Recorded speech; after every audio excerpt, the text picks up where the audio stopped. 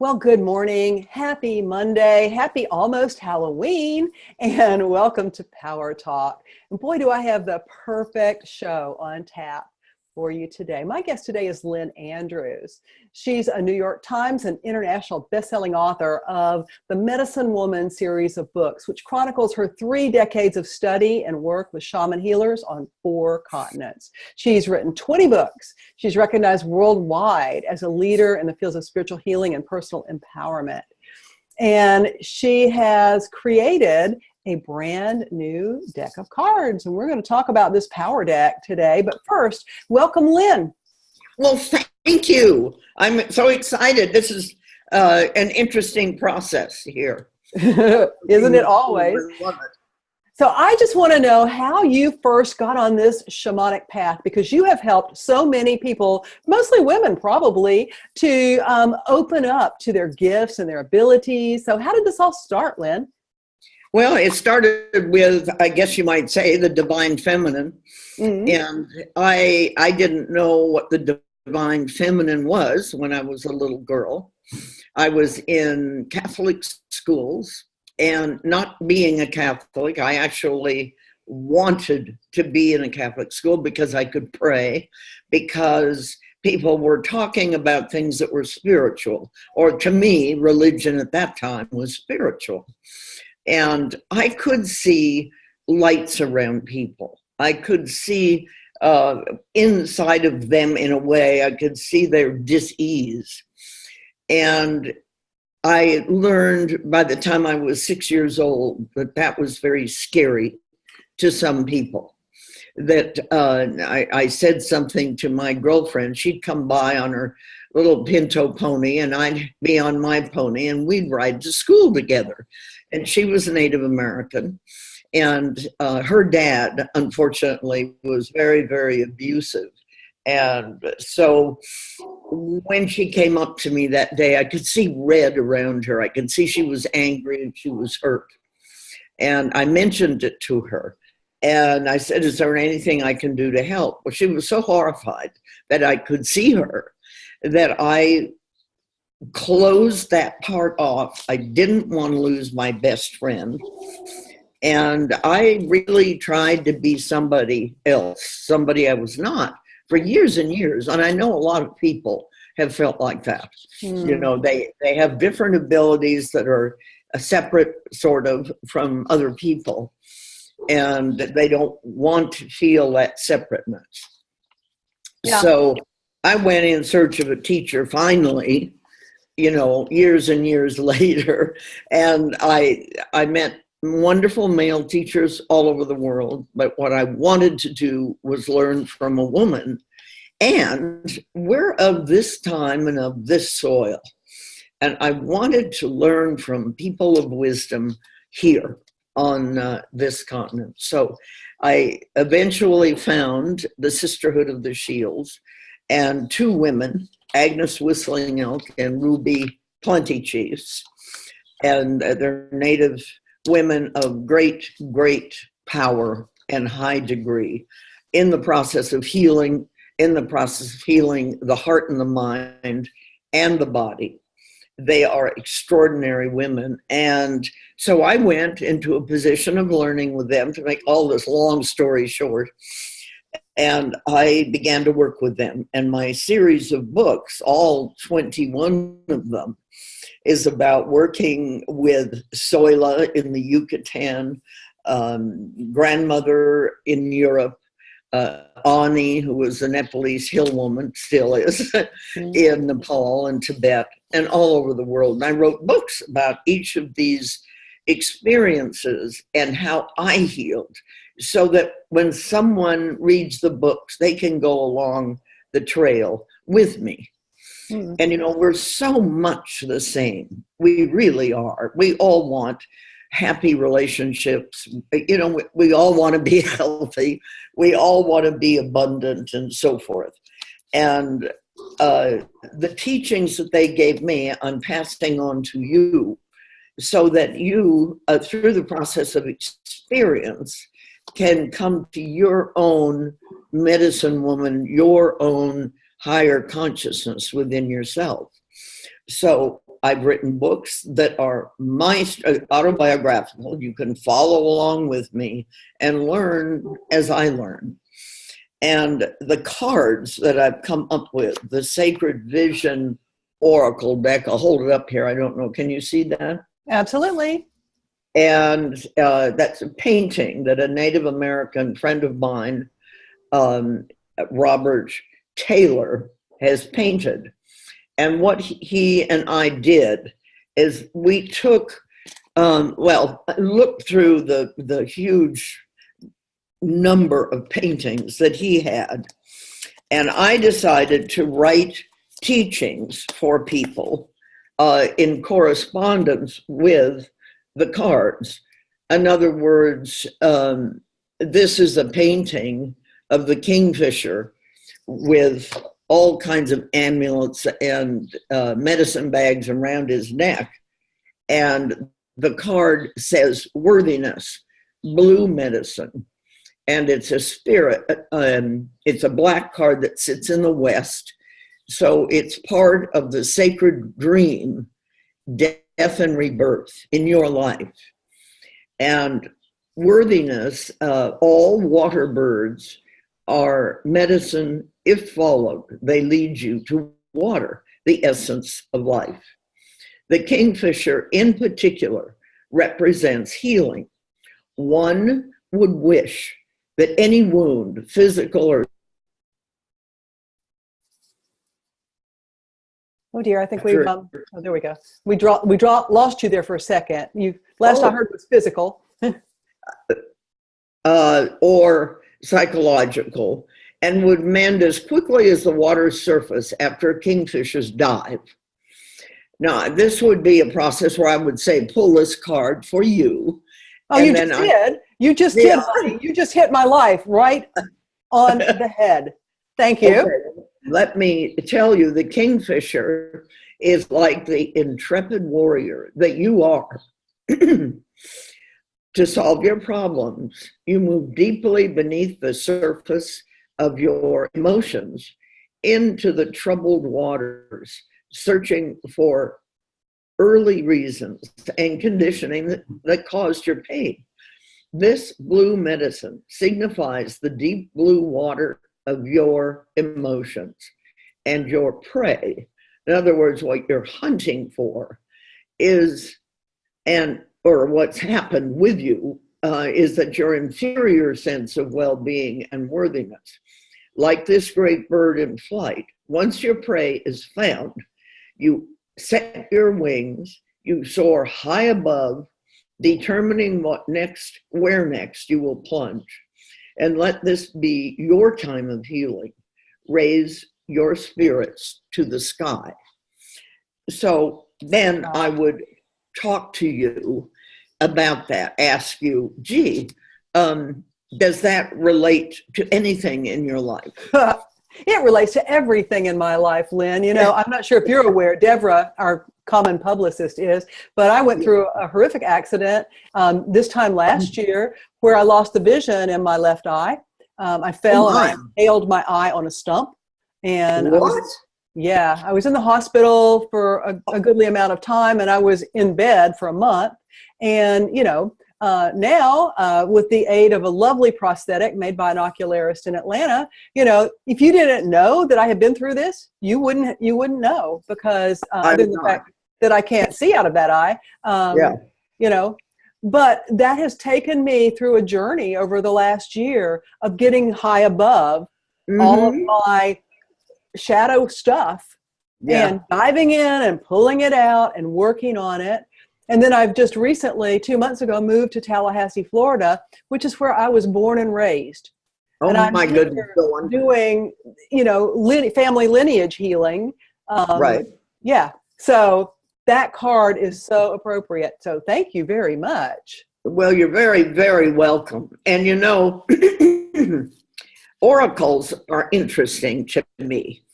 When we think of oracles, we typically think of the traditional oracle from ancient times, like Delphi or Egypt, where a high priest or priestess goes into a trance to commune with the deity and then they prophesy what will happen to you in the future, Mm. all of which is wonderful. However, I feel and believe very, very strongly that your most profound voice, a vision and wisdom for yourself that you will ever experience is the voice that comes from within you and speaks to you of what is real and true for you. Truths that maybe you don't even know that you carry until you see or read something that awakens them. It's like what we're doing right now. Yeah. You see a kingfisher. Now, how in the world does a kingfisher have anything to do with any of us? But then when you realize and look at it, and then of course there's a book that goes with this. And in the book, you go to the number of the card and you'll get a special reading. And they just, look, can you see this? Oh, yeah. They did Wow. a great job on this book. Yeah. You know, the pages beautifully done. And this is one of the big layouts. Mm-hmm. And it gives you questions to ask and where you are and what you're doing. And, you know, what must I release to make room for something new? And what wisdom is my soul yearning for to know, you know, and so forth. Yeah. So both the cards and the book go together and give you a real point of view that maybe you haven't thought about. And one of the things that I love to do is to take these cards wherever I go, and I pick a card for the day. Mm. And this is another one. I don't know if you can see. Oh, that's amazing. Isn't it? Yeah. Is it a butterfly?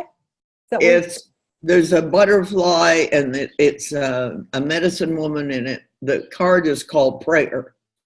Mm. And prayer is a petition. You are asking for something. And this desire gives birth to the egg, to hope, the butterfly, and goes on. And so you pick a card for the day, anything, you know, you pick it and you think, wow, prayer, that's an interesting thing. I'm going into an office in New York City. I'm a lawyer. And what does prayer have to do with what I have to do today? And you read the card and you think, oh my gosh, I never thought of that, of moving into silence and being still for a moment every day. And, excuse me, and realizing that, you know, that I'm blossoming. You are blossoming every day of your life. But you forget that.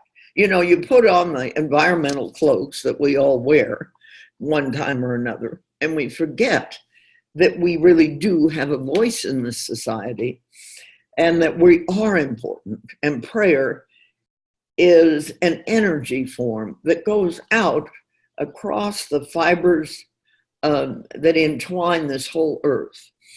And luminous fibers, prayers go out on those luminous fibers and they heal people. You have no idea who, it doesn't matter. But those prayers go all the way around the world. And the reason it doesn't matter is because we're all one. So we are all one. Do you realize, this is so interesting to me, that we're a substance, my little body here is a substance made out of atoms, molecules, all circling around. I have the same exact atoms that you have. Uh-huh. Yours are perhaps a different arrangement or a different quantity. In other words, lead. You know, remember during the Crusades, they hid metaphysical, spiritual learning behind the thought of alchemy. Right. Why? Because they could talk about shifting from lead into gold. And what it meant was that you were moving yourself from a lower, more mundane consciousness to a consciousness where you would be free from disease, aging, etc.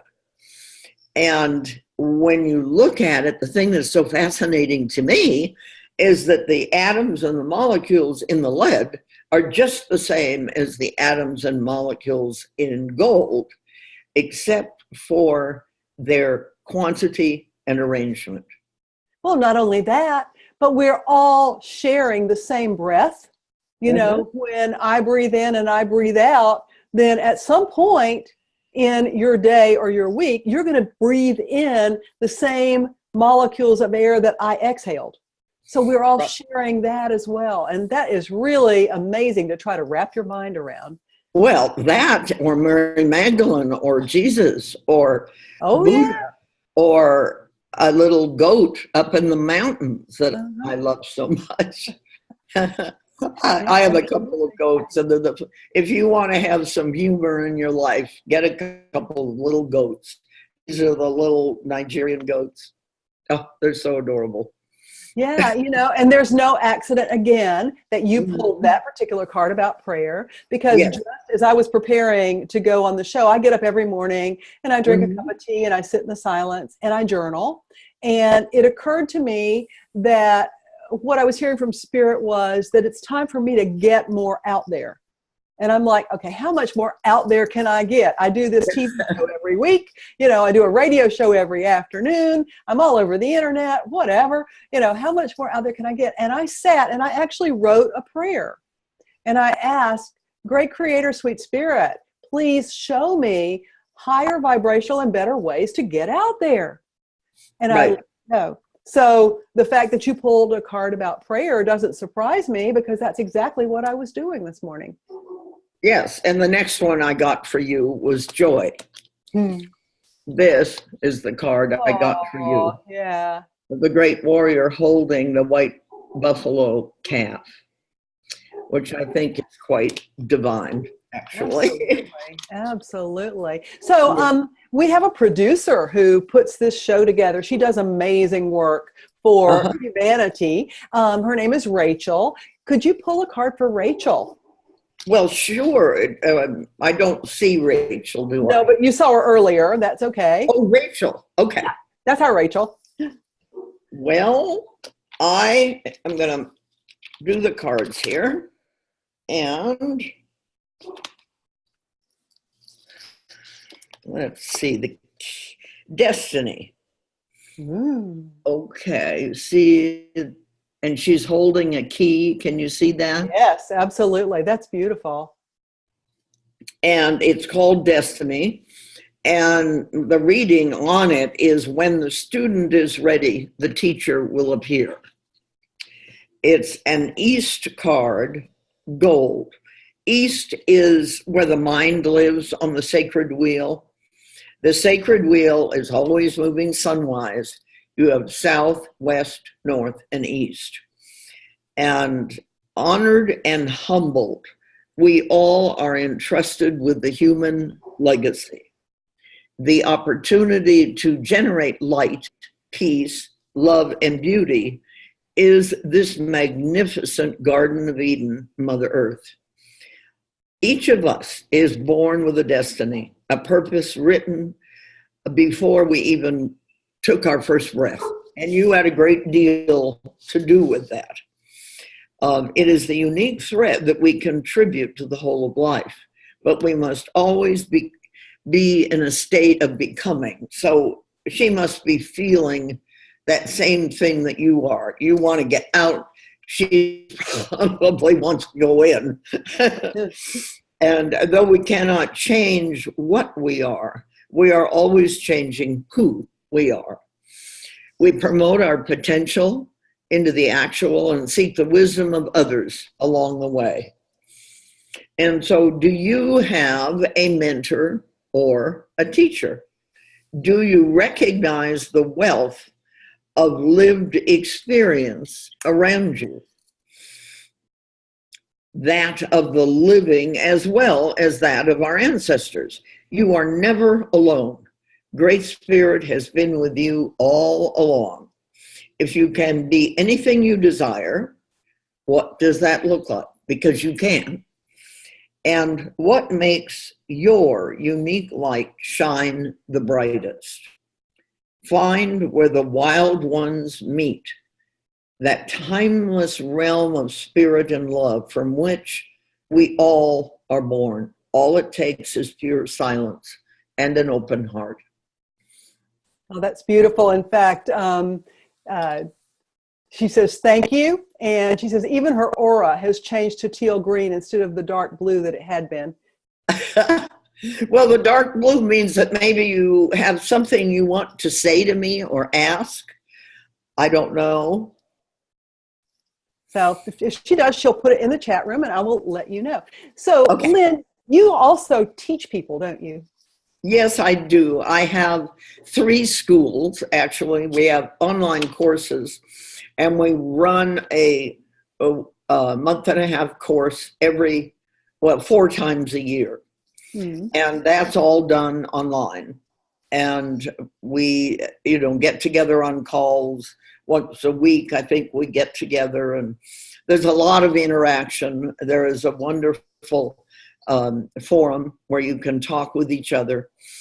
And then I have the 4-year shamanic mystery school, and that is a fabulous undertaking as well. I wrote all of the curriculum for the 4 years. So when you join the school, you get, I send you papers. So you in the end have a big notebook full of all this information and things to do, experiences that you create for yourself.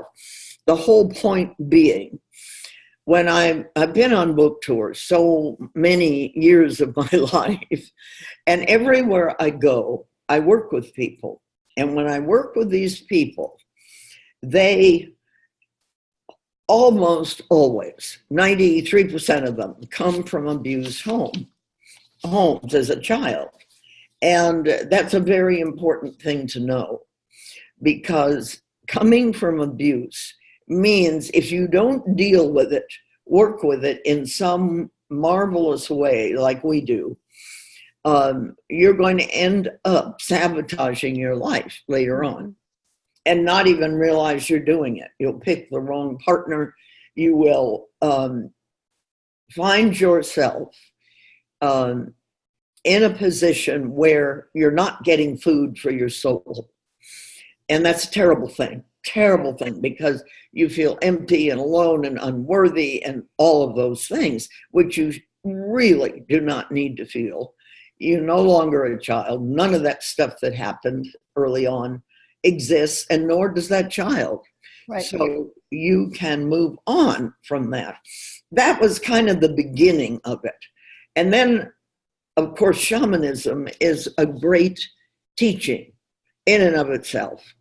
And it moves into the mysteries of the universe. I have to kind of laugh when I look at quantum physics, for instance, which is so interesting to me because they take great care in making a syllogism or a string of mathematics, formulas, and so forth to explain what shamans have been doing for centuries and thousands of years.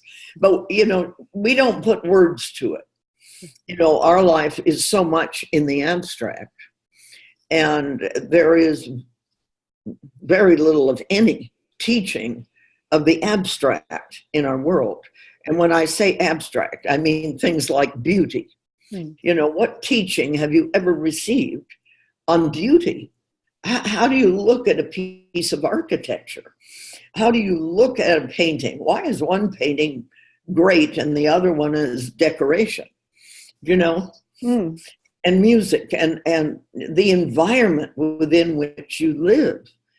How do you create beauty within which to live and gain a wealth of energy from? All of those things are taught within the school, and so much more. And, there have been thousands of graduates at this point, and it's changed their lives for the good forever. Yeah. So Viewers, if you want to find out more about the online courses or Lynn's school, you go to her website, and there's where you find everything Lynn. And that would be lynnandrews.com, LYNNANDREWS.com. Or Lynn G. Andrews. Okay. Now, and also, are these cards that you've shown us today, are they available now for people to buy? They are available on our site. They're also available on Amazon. I think yesterday they were #1 on Amazon. Cool. And they are really very special. They're a great teaching tool. And, you know, a lot of people say, well, you know, I just want to be happy. I don't want to go to school, you know. And when you think about it, you have got to educate yourself in the process of how to live, in the process of how to deal with certain aspects of life. And you need tools. You need the drum. Why a drum? Because it's the heartbeat of Mother Earth. It takes you into the pulse of a very living thing that you just happen to live on. Gee, I wonder why that's important. So, and you use a rattle, and you use different things, that prayer sticks, and maybe a sacred pipe. In a social way, you use a sacred pipe. In a way, you use a talking stick. And as you pass that stick around a circle, the person holding that stick has the stage. They can talk until and nobody else can talk. And then they hand the stick on around, and each person has an opportunity. So it's just all these things that you learn. And I have to kind of, I feel a sadness in a way that I cannot get this school to every single person on earth. Because it's certainly not about me. It is a gift to you for yourself. You know, you get out of it as much as you put into it. Mm-hmm. But at least you have a trail someone has walked down before you. Yeah, absolutely. Well, this has been delightful. I love your cards. I'm going on Amazon as soon as I get off the air, and I'm going to go get myself a deck. Yeah. Well, go to my website, and it's Lynn V. Andrews author. I don't know why. We have these Lynn or lynnandrews.com. Mm-hmm. And you go to the website and you'll see all the things that we do. I have a fabulous rating school. I mean, everybody has always a book inside of them. Right. You know, they have a diary. They have memories that they have written maybe. Why not take a writing course and learn how to put that together? Exactly. So that you really have something to share with people. So we have the writing school as well, and that's separate from everything else. Other than that, I'm not at all busy. Yeah, right? Yeah, because we had to reschedule you already because you were traveling like a crazy person all over the world. So here we are, and at least we got you here. So thank you so much for taking time out of that busy schedule today to join us. And I really appreciate it. You're wonderful. Oh, and thanks for giving us a chance to be there. Yeah. And viewers, so next week, my guest is going to be an actual, honest to God, rocket scientist. Olympia LaPointe has actually helped to launch 25 different NASA-type rocket launching things. She's a mathematician, and she has written a book that we're going to share with everybody about getting your brain out of the way so that you can start to enjoy life. So until next time, remember, people who take responsibility for their lives create the reality that they desire. Ciao. Love you all. Ciao. Bye.